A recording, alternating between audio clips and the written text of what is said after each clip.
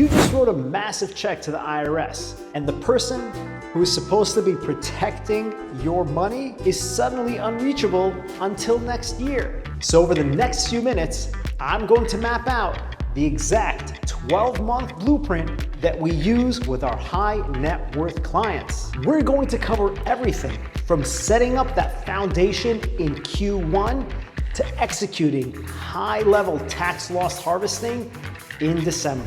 This is your masterclass on paying less to the IRS and keeping more of your hard-earned money in 2026.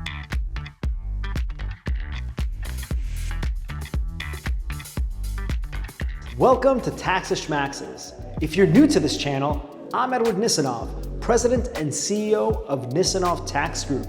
I've been advising on tax strategies for over 20 years. You might have seen us in Forbes, Yahoo, and Newsweek. And on this channel, I give you the blueprint for total wealth preservation. From maximizing your retirement portfolio and slashing that tax bill, to advanced estate and passive income strategies. Make sure you subscribe and hit that bell notification so you never miss a strategy to level up your net worth. Every great wealth strategy starts with the right foundation. If your foundation is cracked, every dollar you make bleeds out to the IRS. In Q1 and Q2, our primary focus is on entity structuring. Millions of you started businesses or side hustles this year. You set up an LLC and you think that you're protected. But if your business is crossing that $60,000 to $80,000 threshold in 2026, staying as a single member LLC may be a massive mistake. You're paying an extra 15.3% in self-employment tax for every single dollar of gross profit. As your strategist, this is where we evaluate the S-Corp election. By transitioning your entity from an LLC to an S-Corp, this is where we can bifurcate your net income into W-2 salary and K-1 distributions. And the beauty here, K-1 distributions are not subject to FICA, that 15.3% tax, which means that you've just saved thousands of dollars by doing one, may I say it, relatively simple move.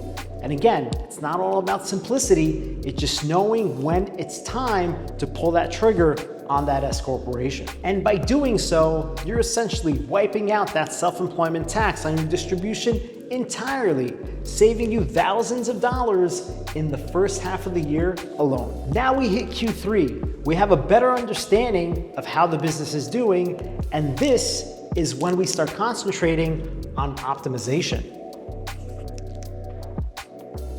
Business is booming and you're doing great, but if you aren't paying attention, you're about to phase yourself out of one of the most advantageous tax deductions built into the code. And that, my friends, is QBI, the Qualified Business Income Deduction.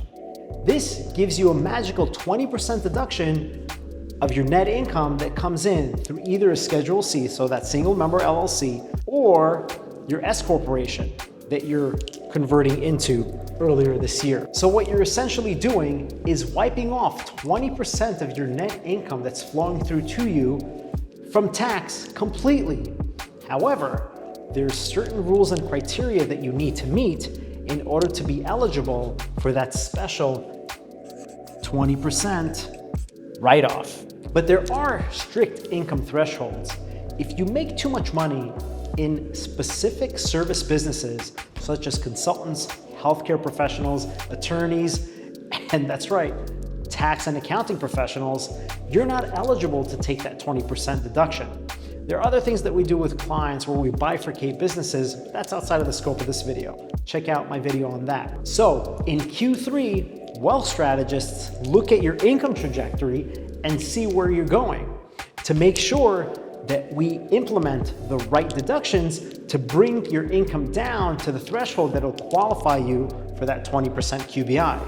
Things that we may suggest is acquiring equipment, especially right now with 100% bonus depreciation availability. We can discuss loading up on that retirement plan, and if it's not a solo 401k and you have other employees, we may want to consider a cash balance plan where you can massively put a lot of money in there, which will bring you down to the QBI threshold, which will allow you to keep that 20% deduction free and clear. Then we reach the middle to the end of Q4, November and December time. And this, my friends, is where we have to put everything into overdrive, because this is where the wealthy separate themselves. By December, the concrete has set. There's not much we can do. So we're looking at 12/31. Time is really running out to make any strategies. So at this point, whatever happened in 2026 is pretty much locked in. That's why around November time is when we start looking at different opportunities, such as tax loss harvesting. The market is extremely volatile, and if you're watching your portfolio, which you should be doing, you see on a regular basis it's fluctuating up and down. So what we want to do is lock in those losses when we have that opportunity. Look at the portfolio, what's losing? And this doesn't just work for your stock portfolio, it works for your crypto portfolio too. And a major benefit with the crypto portfolio is that it's not subject to wash sale rules. So, whereas in your stock portfolio, you liquidate that asset, you can't buy it back for 30 days, your crypto portfolio, you can keep selling and buying as much as you want. Of course, you have fees to do that. That's more so than in a stock portfolio, but if it's large enough, you may want to consider it. So this is what we mean. Let's say you have $100,000 capital gain in your portfolio, and let's say it's short-term. You're gonna be paying a massive tax on that because short-term capital gains are assessed at your ordinary income rates. Now, you look at your portfolio and you start selling off the losers. These things can be used to your benefit. You sell about $100,000 of losses, you lock those in, and you offset that $100,000 gain free and clear. That's the magic of tax loss harvesting. And you can go as aggressive or conservative as you want, depending on whether you want to hold on to those assets if you see a future in them, or if they're just losers, sometimes you just got to pull the trigger. We have so many clients that are holding on to stocks just because they're still chasing, and hopefully one day it'll come back up. Sometimes that's not the way it works, but you know what I'm talking about, and I am talking to you guys out there. So that's one amazing thing that we like to talk about. Tax loss harvesting, very powerful tool. So now, look at this board.